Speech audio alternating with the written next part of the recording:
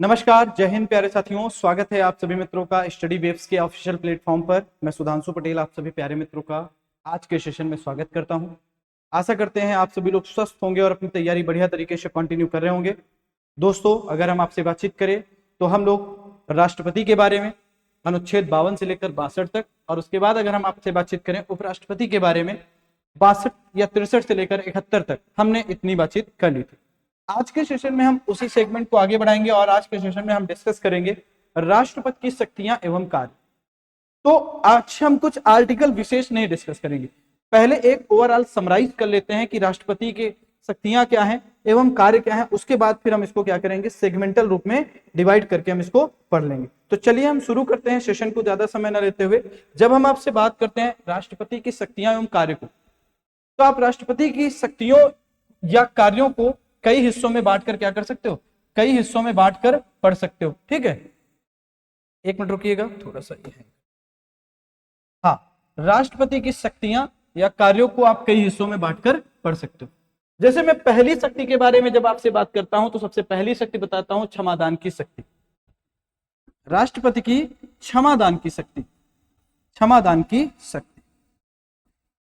उसके बाद जब मैं आपसे बात करता हूं तो क्षमादान की शक्ति के बाद दूसरी शक्ति मैं कहता हूं आपसे न्यायिक शक्तियां, राष्ट्रपति की न्यायिक शक्तियां, जुडिशियल पावर, न्यायिक शक्तियों के बारे में हम आपसे यहां पर डिस्कस करेंगे। न्यायिक शक्तियों के बाद अगर हम आपसे बातचीत करें, हम अगला क्या करेंगे, तो हम अगला पढ़ेंगे कार्यकारी शक्तियां। अगला क्या हम डिस्कस करेंगे इसका, तो हम कहेंगे कार्यकारी शक्तियां, कार्यकारी शक्तियां। और कार्यकारी शक्तियों के बाद अगर हम बातचीत करें तो हम अगला जो डिस्कस करते हैं वो होता है विधायी शक्तियां। कौन सा, तो हम कहेंगे विधायी शक्तियां, विधायी शक्तियां। विधायी शक्तियों के बाद अगर हम आपसे बातचीत करें अगले सेगमेंट के बारे में, अगली शक्तियां कौन सी हैं, तो हम कहेंगे वित्तीय शक्तियां। कौन सी, वित्तीय, फाइनेंशियल पावर, वित्तीय शक्तियां।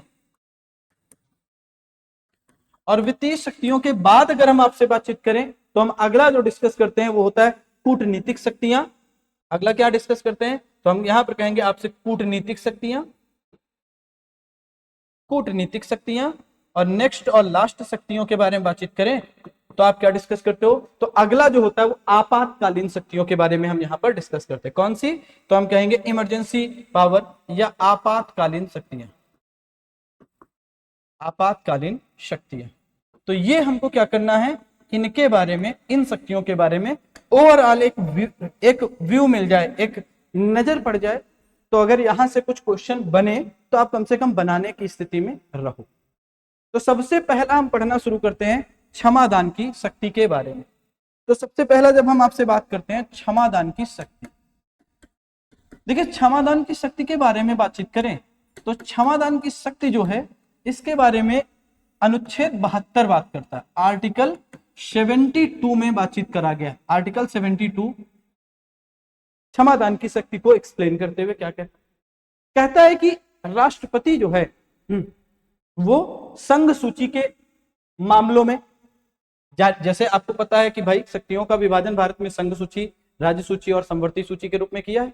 तो जो राष्ट्रपति है, ये क्षमादान की शक्तियां हैं, ये बेसिकली 3 जगहों पर काम करेंगी। कहां पर, तो पहला हम कहेंगे संघ सूची का कोई अपराध बना, संघ सूची के विषय का अपराध,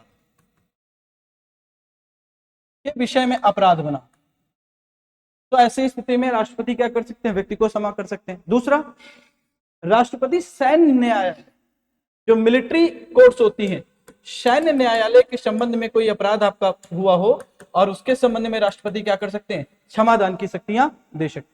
और सबसे लास्ट में अगर हम आपसे बातचीत करें, यदि दंड का स्वरूप क्या हो, मृत्यु हो, मतलब अगर मृत्यु दंड हो तो इस मामले में भी राष्ट्रपति क्या कर सकते हैं, इस मामले में भी राष्ट्रपति क्षमादान दे सकते हैं। तो किस किस मैटर पर राष्ट्रपति साहब क्या कर सकते हैं, क्षमादान की शक्ति का प्रयोग कर सकते हैं, तो संघ सूची के विषय में अपराध हो, सैन्य न्यायालय में अपराध सिद्ध, मतलब दोष सिद्ध अपराधी हो, या फिर मृत्यु दंड का अपराधी हो, उसको क्या किया जा सकता है, क्षमा। और क्षमा के बारे में जब हम आपसे बात करते हैं तो यहां पर 5 प्रकार की क्षमाओं के बारे में बातचीत करेंगे। कितने प्रकार की, 5 प्रकार की क्षमाओं के बारे में बातचीत करेंगे। ये 5 प्रकार की क्षमाएं क्या है, इनमें पहली जो क्षमा है उसको हम क्या बोलते हैं, उसको बोलते हैं क्षमा या पर्डन। और क्षमा का मतलब क्या होता है? जब क्षमा के मतलब की बात करते हैं तो हम कहते हैं पूर्णतः माफ कर देना। राष्ट्रपति क्या कर सकता है? किसी सजा को पूरी तरीके से पूर्णतः माफ कर सकता है, पूर्णतः माफ कर देना। तो जब कहा जाए राष्ट्रपति क्या किए हैं, राष्ट्रपति व्यक्ति को पर्डन कर दिए, तो मतलब ये मान के चलिए कि राष्ट्रपति साहब ने व्यक्ति को पूरी तरीके से पूरी सजा को क्या कर दिया? खत्म कर दिया। दूसरा जो क्षमा का स्वरूप है वो क्या है? वो है लघुकरण। लघुकरण, इसको हम बोलते हैं कम्यूटेशन।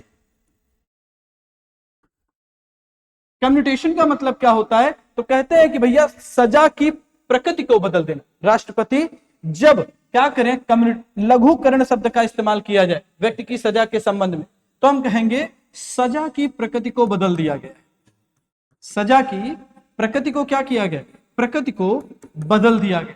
और जब सजा की प्रकृति को बदला गया, राष्ट्रपति क्या करेंगे? सजा की प्रकृति को बदलने। जैसे कोई व्यक्ति फांसी प्राप्त व्यक्ति है तो उसको क्या करेंगे? लघुकरण जब करेंगे तो कह देंगे फांसी की जगह पर हम व्यक्ति को क्या कर दे रहे हैं? आजीवन कारावास की सजा दे रहे हैं, आजीवन कारावास की सजा। तो ये क्या हो गया? ये लघुकरण हो गया। ये आपकी सजा क्या होगी? तो व्यक्ति की सजा या अपराधी की सजा का लघुकरण किया जाएगा। तीसरा जो टर्म इस्तेमाल होता है क्षमादान के संबंध में होता है परिहार। परिहार, परिहार का अंग्रेजी होता है रेमिशन। रेमिशन का मतलब यह होता है सजा की मात्रा को बदल देना। इसका मतलब क्या है? तो हम कहेंगे सजा की मात्रा को बदलना। सजा की मात्रा को बदलना। और जब सजा की मात्रा को बदलने की बात करी जाएगी, बदलना, तो यहां पर क्या इस्तेमाल किया जाएगा? तो सजा की मात्रा को जब बदलना होगा तो यहां पर कहा जाएगा कि भैया 2 वर्ष का, जैसे किसी व्यक्ति को कठोर कारावास मिला तो इसको क्या किया जाएगा? जब परिहार की बात करी जाएगी तो राष्ट्रपति साहब कहेंगे हम परिहार के अंतर्गत 2 वर्ष की सजा को हम क्या कर रहे हैं? 1 वर्ष की सजा में कन्वर्ट कर रहे हैं। मतलब जैसे 2 वर्ष के कठोर कारावास को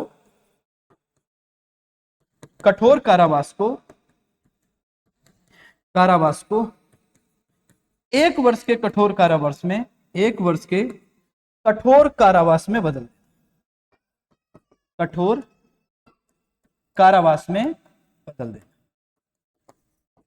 बदल देना। ये क्या है? ये आपका परिहार है। और चौथा जो नेचर है वो है विश्राम। विश्राम, विश्राम के लिए इस्तेमाल किया गया है रेस्पाइट। और रेस्पाइट का मतलब क्या होता है? तो क्या विशेष परिस्थितियों की वजह से, कोई विशेष परिस्थिति है, स्पेशल कंडीशन हो गई, विशेष परिस्थिति की वजह से सजा की मात्रा को क्या कर दिया गया? समाप्त कर दिया गया हो या कम कर दिया गया। तो एक लाइन यहां पर क्या लिखेंगे? विशेष परिस्थितियों की वजह से, विशेष परिस्थितियों की वजह से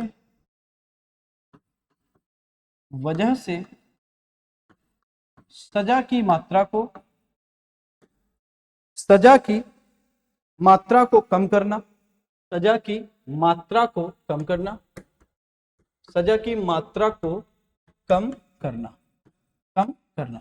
जैसे मान लीजिए ग्राउंड होता है, कोई महिला गर्भवती होती है तो उसकी सजा को क्या किया जाएगा? तो राष्ट्रपति साहब कहेंगे उसकी सजा को अगर कम किया जाएगा तो हम कह रहे हैं विश्राम किया जाएगा। जैसे गर्भावस्था के दौरान या गर्भावस्था महिला को या गर्भावस्था महिला की सजा को कम करना। सजा को कम करना। और नेक्स्ट की बातचीत करें तो अगला जो होता है वो होता है, सिंपल सी बात है, प्रविलंबन। प्रविलंबन, प्रविलंबन का मतलब होता है रिप्राइव।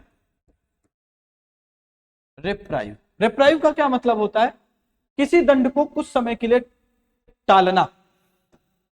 किसी दंड को कुछ समय के लिए टालना। किसी दंड को कुछ समय के लिए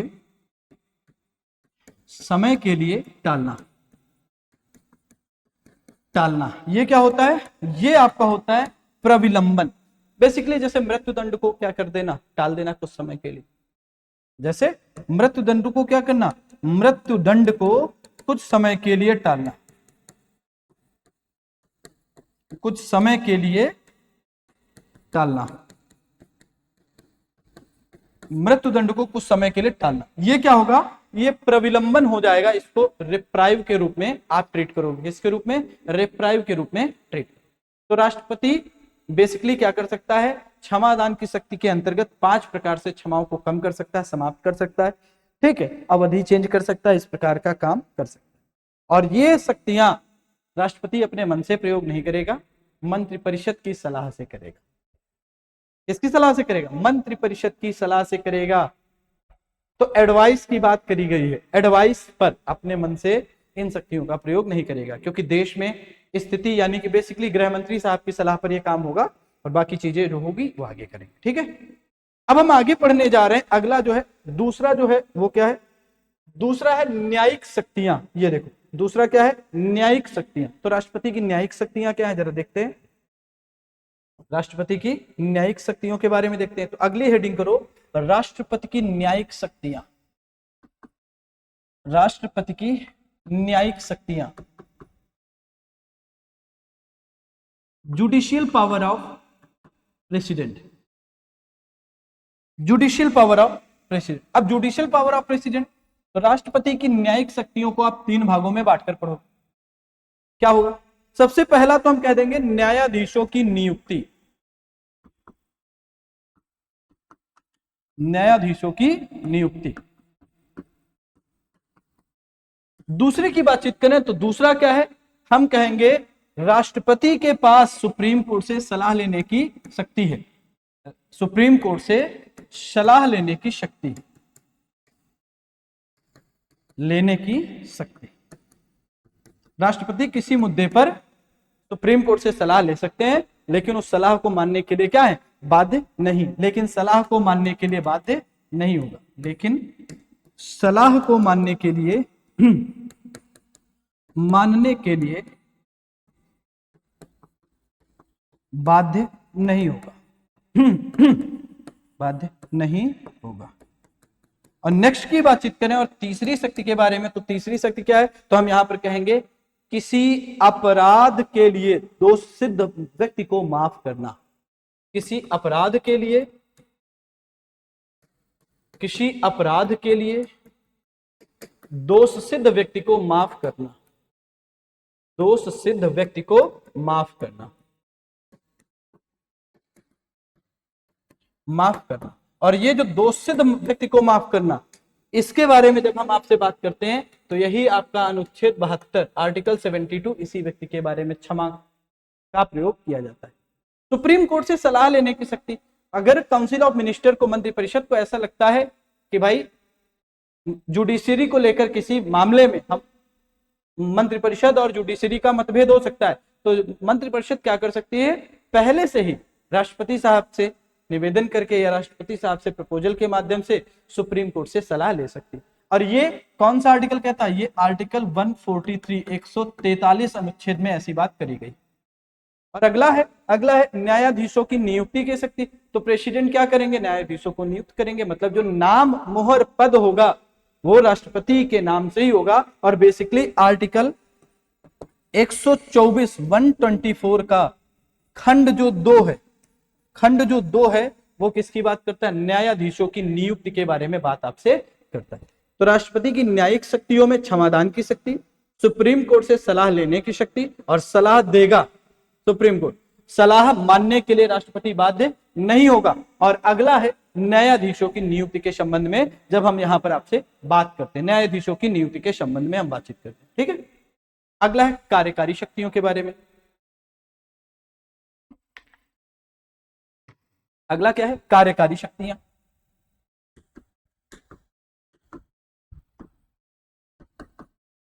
कार्यकारी शक्तियों के बारे में बातचीत करें, कार्यकारी शक्तियां क्या कहती हैं। पहली बात तो समझिए, कार्यकारी शक्तियों की बातचीत करें तो हमने कहा राष्ट्रपति की सहायता के लिए, राष्ट्रपति की सहायता के लिए और सलाह के लिए कौन होगा, मंत्रिपरिषद होगा। और ये आर्टिकल 74 क्लॉज 1 कहता है, क्या कहता है कि राष्ट्रपति की सहायता और सलाह के लिए एक मंत्रिपरिषद होगी। समझ रहे हैं, तो हम कहेंगे आर्टिकल 74 का क्लॉज 1 ये कह रहा है कि राष्ट्रपति की सलाह के लिए, राष्ट्रपति की सलाह के लिए के लिए प्रधानमंत्री और मंत्रिपरिषद की बात करी गई है यहां पर आर्टिकल 74 क्लॉज 1 में बात करी। अब कार्यकारी शक्तियों के बारे में जब हम आपसे बात करते हैं तो देश का शासन प्रशासन किसके नाम से चलाया जाता है? तो आप कहोगे राष्ट्रपति के नाम से देश का शासन चलाया जाता है। तो पहली शक्ति होगी कार्यकारी शक्ति में कि क्या होगा? पहली शक्ति के अंतर्गत कहेंगे सभी शासन संबंधी कार्य राष्ट्रपति के नाम से किए जाते हैं। सभी शासन संबंधी कार्य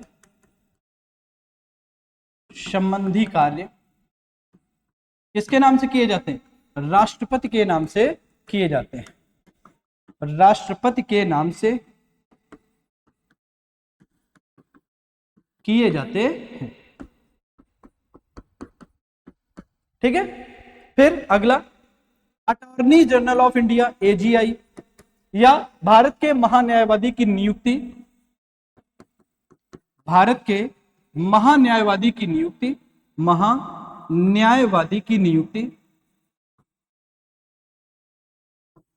नियुक्ति और वेतन भत्ते ये कौन तय करेगा?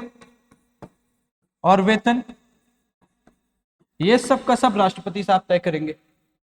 अगले कार्य के बारे में बातचीत करें। अगला है जैसे controller and auditor general of India, नियंत्रक एवं महालेखा परीक्षक, चीफ इलेक्शन कमिश्नर, इसके साथ साथ यूपीएससी के अध्यक्ष और सदस्य, यूनियन पब्लिक सर्विस कमीशन के अध्यक्ष और सदस्य, राज्यपाल, गवर्नर ऑफ द स्टेट, राज्यपाल के साथ साथ बातचीत करें वित्त आयोग के अध्यक्ष और सदस्य,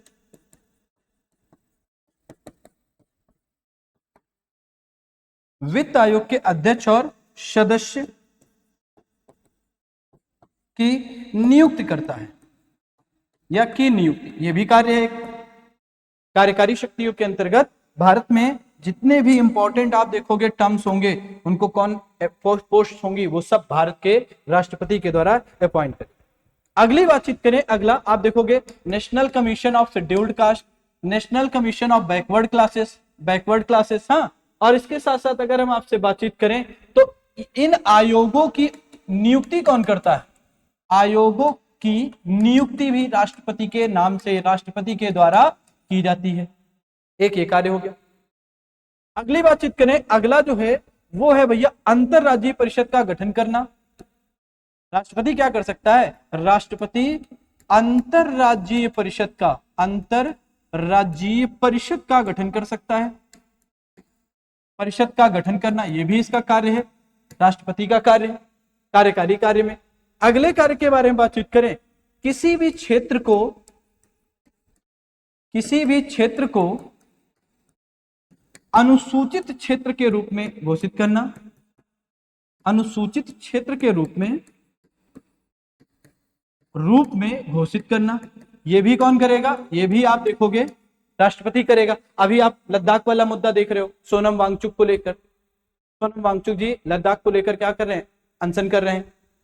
और लगभग आज की डेट की बातचीत करें तो 16वां-17वां दिन हो चुका है।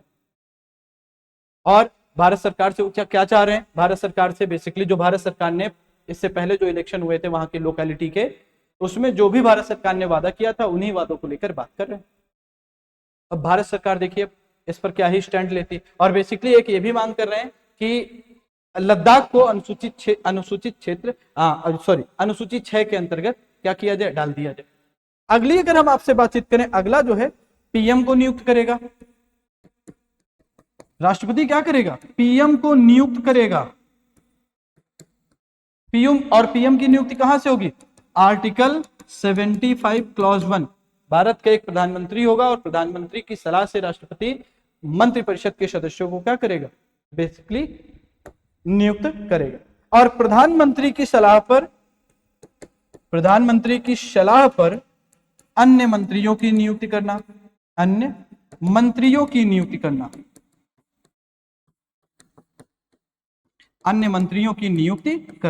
यह भी क्या है? यह भी आपका राष्ट्रपति का एक कार्यकारी कार्य के अंतर्गत आता है।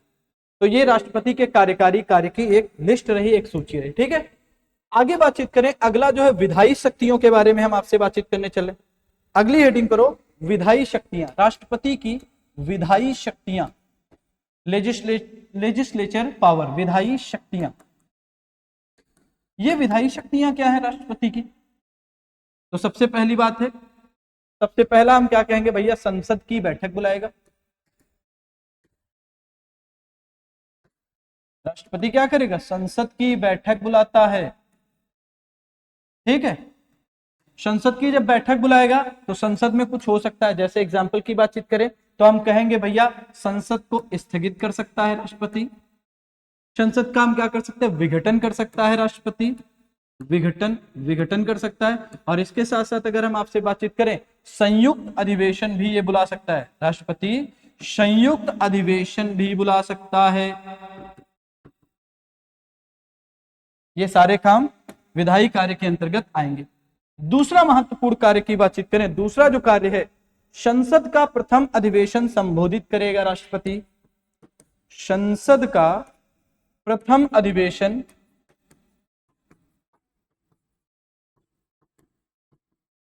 संबोधित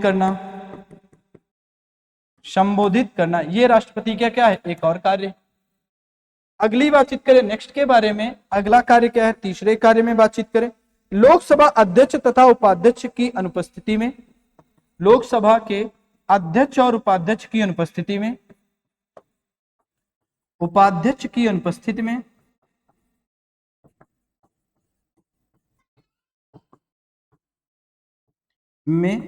किसी भी सदस्य को या किसी भी लोकसभा सदस्य को, किसी भी लोकसभा सदस्य को अध्यक्षता सौंप सकता है, अध्यक्षता सौंप सकता है, ये राष्ट्रपति करेगा कि अगर लोकसभा में स्पीकर और मतलब अध्यक्ष और उपाध्यक्ष जो हैं वो अगर उपस्थित नहीं है तो ऐसी स्थिति में प्रेसिडेंट साहब किसी भी व्यक्ति को क्या करेंगे? अध्यक्षता सौंप सकेंगे। अगले कार्य के बारे में बातचीत करें, कुछ विधेयक को प्रस्तुत करने से पूर्व राष्ट्रपति की अनुमति जरूरी होती है। कुछ विधेयक को प्रस्तुत करने से पूर्व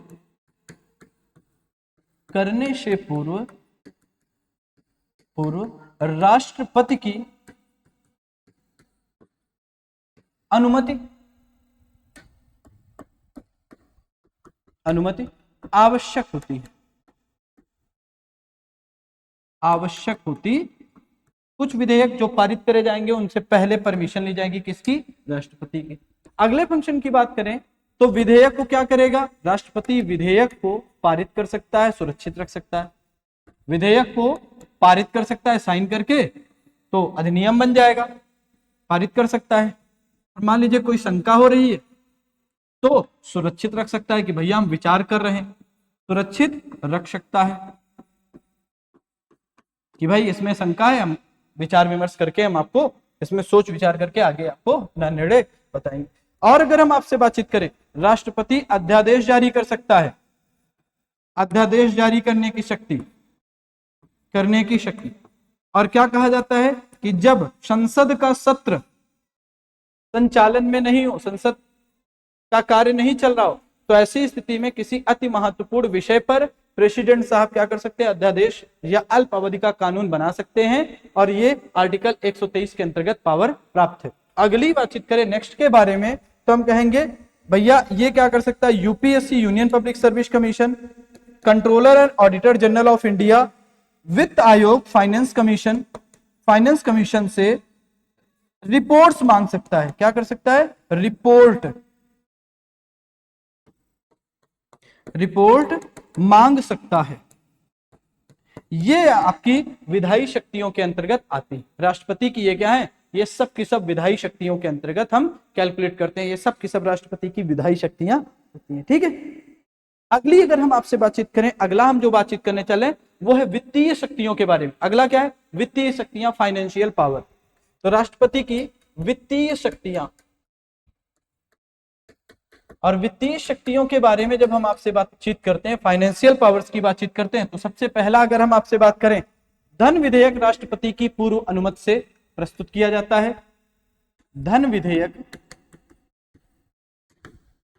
आर्टिकल 110 में धन विधेयक के बारे में बातचीत करी गई। धन विधेयक राष्ट्रपति की पूर्व सहमति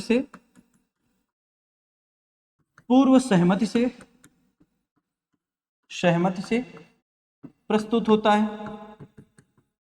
प्रस्तुत किया जाता है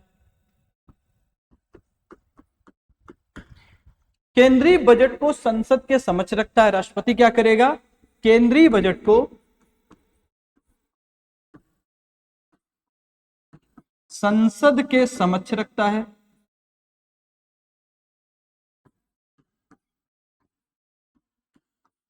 केंद्रीय बजट को संसद के समक्ष रखता है। अगली बातचीत, अनुदान की कोई मांग उसकी सिफारिश के बिना नहीं हो सकती है। अनुदान की कोई मांग उसकी सिफारिश के बिना नहीं हो सकती है। सिफारिश के बिना नहीं हो सकती है। मतलब अगर मान लीजिए कि मंत्रिपरिषद को किसी कारण से अनुदान चाहिए तो पहले क्या करना पड़ेगा? पहले राष्ट्रपति की परमिशन लेनी पड़ेगी। परमिशन से क्या होगा? संसद से अनुमति लेना पड़ेगा। और अगली बातचीत करें तो ये क्या कर सकता? वित्त आयोग का गठन करेगा। राष्ट्रपति वित्त आयोग का गठन करेगा। आपको पता है वित्त आयोग आर्टिकल 280 अनुच्छेद 280। आगे हम डिटेल करेंगे, हम यहां पर समराइज कर रहे हैं कि राष्ट्रपति की शक्तियां हैं क्या, एक व्यू में हम ले लेते हैं। और आकस्मिक निधि से भुगतान की व्यवस्था करता है। निधि से भुगतान की व्यवस्था कौन करेगा? भुगतान की व्यवस्था राष्ट्रपति करेंगे। ये क्या है? ये राष्ट्रपति की वित्तीय शक्तियां हैं। क्या है? वित्तीय शक्तियों के अंतर्गत ये आती है। और अगली बातचीत करें तो अगला है कूटनीतिक शक्तियां।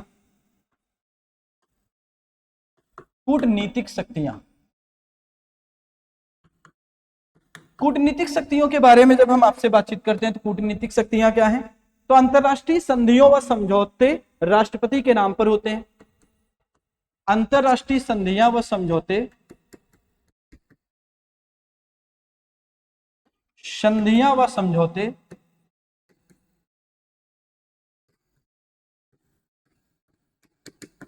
समझौते किसके नाम से होंगे?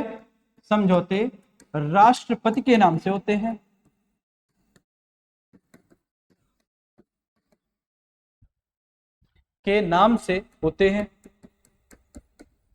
दूसरी बातचीत करें, अंतरराष्ट्रीय मंच पर भारत का प्रतिनिधित्व राष्ट्रपति करता है। अंतरराष्ट्रीय मंच पर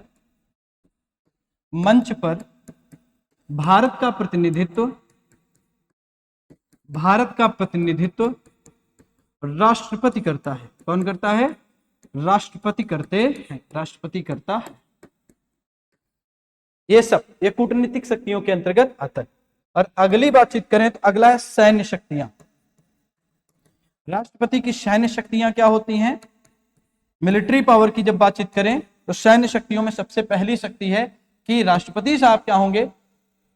तीनों सेनाओं के, जल सेना, थल सेना, वायु सेना के सर्वोच्च कमांडर होंगे। तो हम क्या कहेंगे? भारत के सैन्य बलों का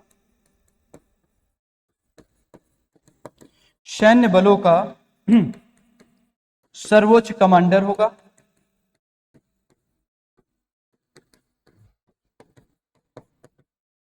कौन होगा? तो राष्ट्रपति साहब होंगे। कौन होंगे? राष्ट्रपति साहब। और क्या है?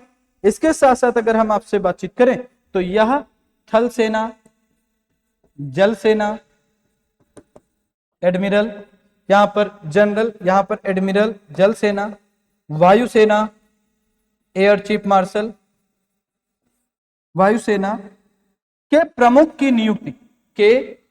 नियुक्ति करता है। क्या कहेंगे? के प्रमुख की नियुक्ति कौन करता है? तो हम कहेंगे ये राष्ट्रपति साहब करते हैं के प्रमुख की नियुक्ति। ठीक है, तो थल सेना, वायुसेना, जल सेना के प्रमुख की नियुक्ति कौन करेगा? तो हम कहेंगे भैया राष्ट्रपति साहब। और अंतिम बातचीत करें तो आपातकालीन शक्तियां। आपातकालीन शक्तियां। और आपातकालीन शक्तियों के बारे में जब हम आपसे बात करते हैं तो इनको 3 कैटेगरी में बांट सकते हो। एक राष्ट्रीय आपातकाल, एक को आप कह सकते हो राष्ट्रीय आपातकाल, नेशनल इमरजेंसी, दूसरे को आप कह सकते हो राष्ट्रपति शासन, और तीसरे को कह सकते हो वित्तीय आपातकाल। क्या कहोगे? वित्तीय आपातकाल। बेसिकली अगर युद्ध है, बाह्य आक्रमण है या सशस्त्र विद्रोह हुआ है तो आर्टिकल 352 हम पढ़ेंगे इसको डिटेल में, फिर मैं कह रहा हूं हम लोग इसको डिटेल करेंगे। तो आर्टिकल 352 के तहत, 352 के तहत युद्ध, बाह्य आक्रमण या सशस्त्र विद्रोह की स्थिति में राष्ट्रपति राष्ट्रीय आपात की घोषणा कर सकते हैं। यदि किसी राज्य में ऐसा प्रतीत हो जाए कि राज्य का जो शासन है वो संविधान के अनुरूप नहीं चलाया जा रहा है तो अनुच्छेद 356 के अंतर्गत वहां की सरकार को बर्खास्त कर दिया जाता है और वहां पर राष्ट्रपति शासन अप्लाई कर दिया जाता है। यदि राष्ट्रपति को ऐसा अनुमानित हो जाए कि भारत की जो वित्तीय स्थिरता है वो खतरे में है तो वह क्या कर सकता है? वित्तीय आपातकाल की भी घोषणा कर सकता है। वित्तीय आपातकाल की भी घोषणा कर सकता है। तो ये एक ओवरव्यू था कि भैया राष्ट्रपति की शक्तियां व कार्य के बारे में। और इसके आगे अब हम पढ़ेंगे बेसिकली आर्टिकल 53, 54, आर्टिकल 73, 74, 75 और 76। तो अगला सेशन हमारा इसी पर बेस होगा। आज का सेशन आशा करेंगे आप सभी लोगों को पसंद आए, और अगर सेशन पसंद आया क्या करें तो आप लोग लाइक कर सकते हैं, शेयर कर सकते हैं, कमेंट कर सकते हैं, चैनल को सब्सक्राइब कर सकते हैं, और हमारे टेलीग्राम चैनल जिसको आप GK GS by Sudhanshu sir के नाम से जानते हैं, आप इसको क्या कर सकते हैं? आप इसको ज्वाइन कर सकते हैं। यहाँ पर वीडियो का लिंक और क्लास की पीडीएफ आपको मिल जाती है। धन्यवाद, थैंक यू, नमस्कार, बहुत बहुत आभार।